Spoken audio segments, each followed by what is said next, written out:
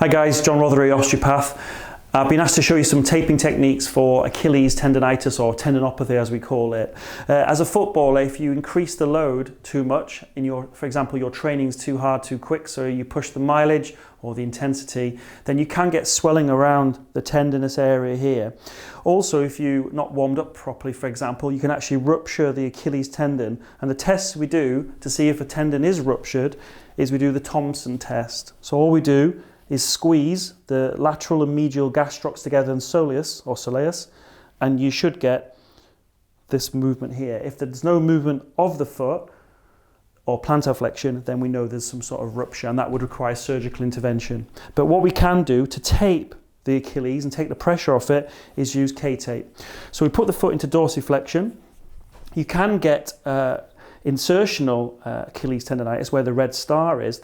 It's less rare to get that, more rare, sorry, but actually the insertional or mid-belly Achilles tendinopathy is more common, and that's because it's avascular.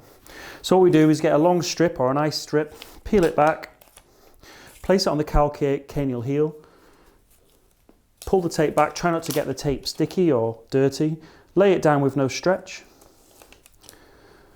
and then what we do then is we get two lugs, pull the tape back, again, lay it on the calcaneal heel, and what we're trying to do is support the lateral gastroc, which is this side here. So we put on about 70% stretch, apply it on the outside or the lateral gastroc.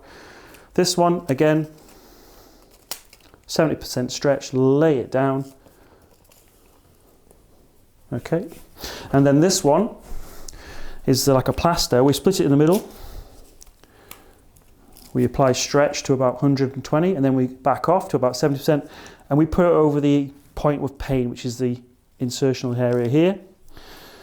And what that does, it just takes the load off. So with your physiotherapist at your football club, you might do some eccentric loading, so you go fast up and slow down, maybe on your tiptoes, to increase the tensile strength of the Achilles and build up the collagen. As we age, you tend to find the collagen becomes weaker, and sometimes it can rupture or cause micro tears. And often people in their 40s tend to find that quite common, and more common in males. And you get the swelling around the Achilles area and pain and stiffness in the morning.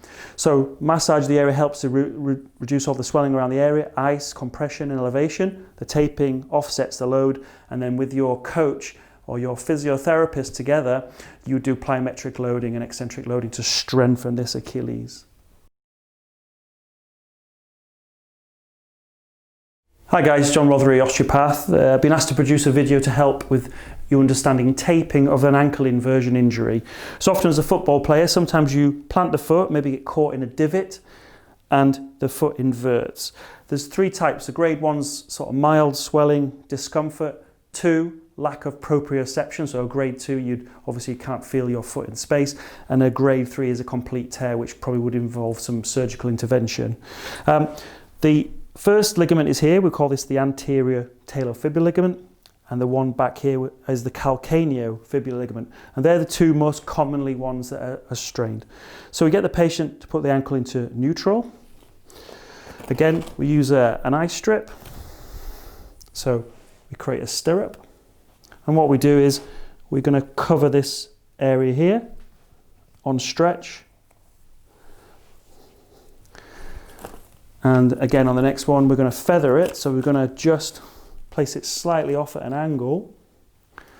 And the whole idea is to cover both ligaments. What we're actually doing is trying to create some eversion. So we're stopping it from rolling in again when you're playing football. The final piece is we cover both ligaments. So again, we're just here where the anterior talofibular ligament is and the calcaneofibular ligament, and we're just going to lay it on there, wrap it around the back of the calcaneal heel, and that's ankle taping. And what it's going to do is stop that ankle rolling in, and it's also going to make the patient or the player aware that the ankle is still not fully stable. So once you've done this, we'll progress on to doing some proprioception and balance work with your coaches or your physios.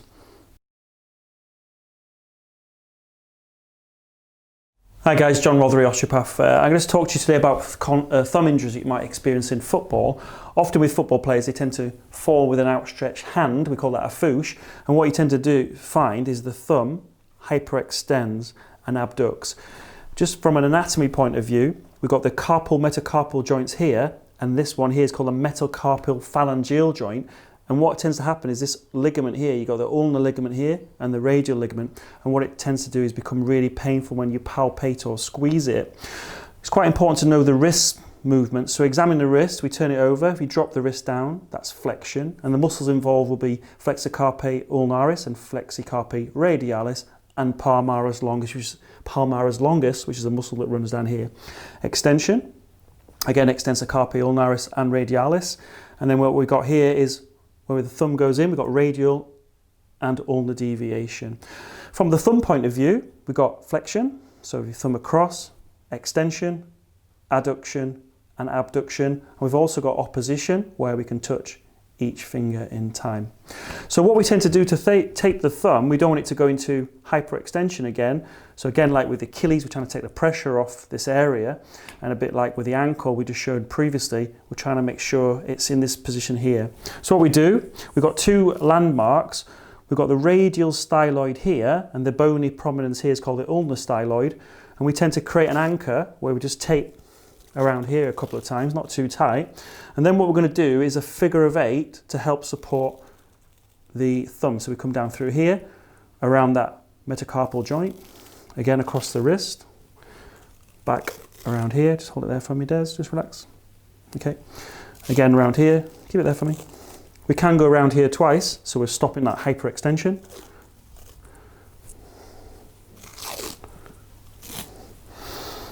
And what we got there is support for this metacarpal joint so it doesn't hyperextend. You can put more tape on there, make it a bit more secure. It depends how severe their injury is. But this is obviously how we tape with a figure of 8 to help that stop that hyperextension. So we're offloading this ligament here that's been sprained.